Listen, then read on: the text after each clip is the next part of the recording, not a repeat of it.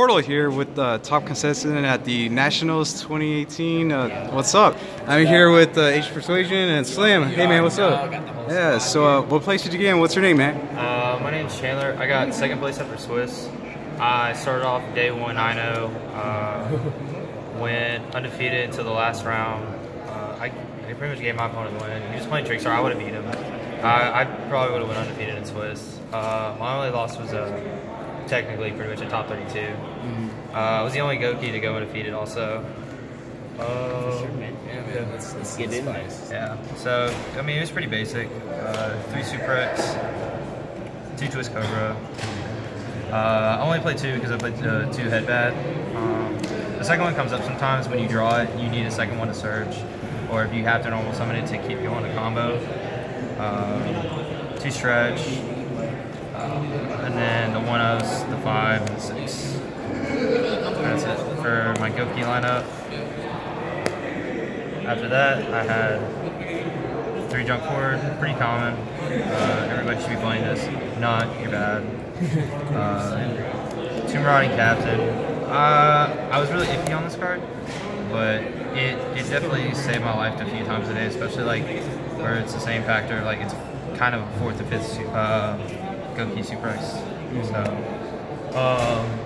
then my last extender I played, we got to kick it back to last year. 1 Terratop, 1 Takatom. Yeah, that was who I lost to.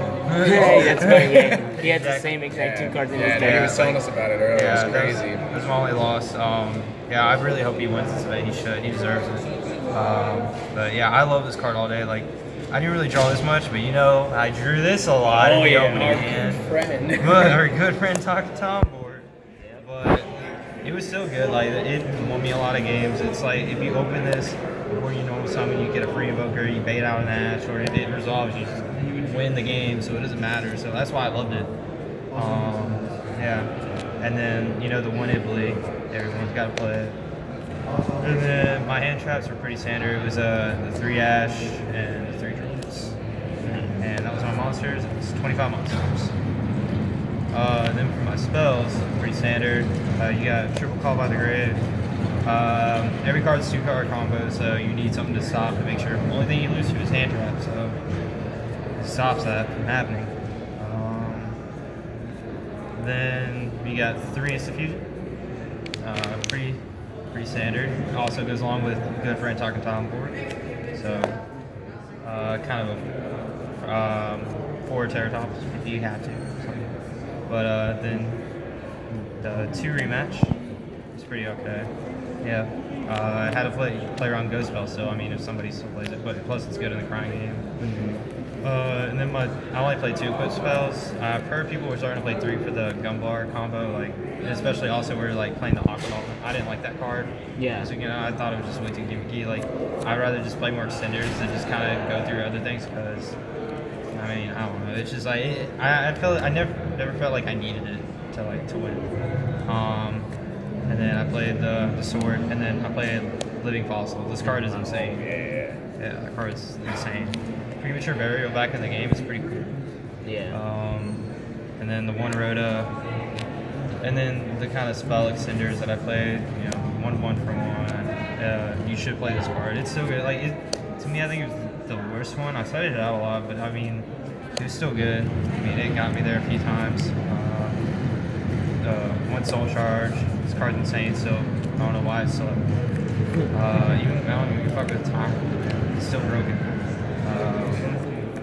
Monster Reborn, and then another Monster Reborn, or Legacy Succession. This card's insane. Like, that's for the main. It was 15 spells, 40 monsters. Onto the extra. Got grouped. 2 Isolde as my 2 main ones. You know, everyone should be playing those. My link ones was the Mermaid and the Link Karibo. It's pretty simple, pretty standard extra deck, honestly. 1/1s, Phoenix Cerberus, 1 Underclock Taker. And then for my link 3, my bad. And then 2 Goblins. Yeah. Gotta make sure. I'd rather play the 2 Goblins just because, so you can make the U board either way. The Link 3s was the one Tri-Gate, have to play it. I won a lot of games in Swiss because of having this and then having this next to each other. I've won at least like six games because of that, where people just didn't respect this. And also in top 64. The one unicorn. And my 2 Link 4s I played was one Firewall and one Bortle. Ooh, that's Bortle load right there, guys. Nice. Then my Fusion and a Booker. Then for my side, I sided the gun bar for games 2 and 3. I mean, it's pretty standard. Why? Because like game 1, if you go first, you should automatically already win. Like if you make the U-board, you should win. There's nothing that your opponent should be able to do. And so it's just mainly for game 2 and 3 for people for like Turbo, I guess Game of Seal or something. Like how I'd make it still have Tri-Gate. I would have it here though. I would give them a zone, but like they're playing off 2 cards. With one is a Tri-Gate, and you still can't target my monsters with Goblin up with that Phoenix over here, where you still can't die by battle. So I mean, it didn't matter. They still have no out. Yeah. They're still if they play one card out this board with the fire or with crashing the Ibley or like linking away the Mermaid, they still can't like play. They're playing off 1 card, and Yu-Gi-Oh! You can't do that now. And then I sided more hand traps, 2 Ghost Ogre. Never really saw this card. Only time I did was in top 32. It got called by the grave. And I sided 3 Cherries. Never really saw this card ever for the mirror. It was there for protection. And then I sided 2 more extra deck cards. It was Dante for. I thought the deck was more popular from, I think it was last week. Yeah, from the UK. And so, because I had a lot of friends that had no one of them playing it, so I was just like, okay, so I should play this to like make sure, because they play a lot of hand traps and Dante's always still really scary.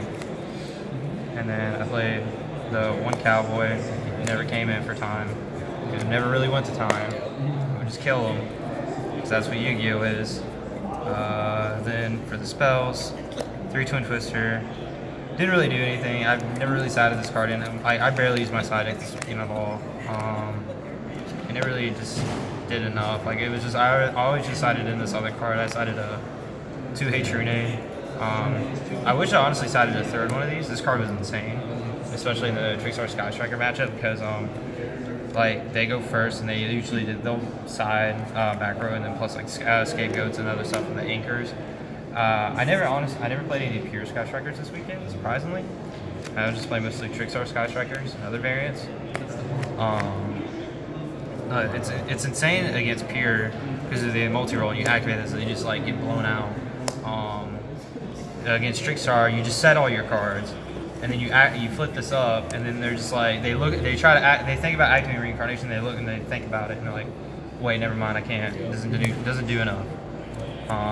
But yeah, like I only really sided these and the gun bar and the extra deck all weekend, and it was like enough. And then the last 2 cards were 2 evenly matched. This card was trash, didn't do shit all weekend, and that was pretty much it. That was my deck profile. All right, man. Any shout-outs you want to give? Yeah, I got a few shout-outs. Shout-outs to all my friends for considering like being on the side, just cheering me on and everything, keep watching me going undefeated and stuff. Thanks for them.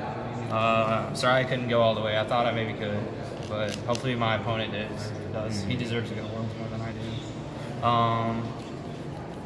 Yeah, shout out to all my friends back home. Shout out to Dabbers Cards and Games, my sponsor. Nice. Yeah. And shout out to my girlfriend. Hey, shout out to Peter Tran. And your sister. Hey, that's my sister, Peter. Take care of her, bro. All right, man. Well, congratulations on the top cut, and thanks for deck profile.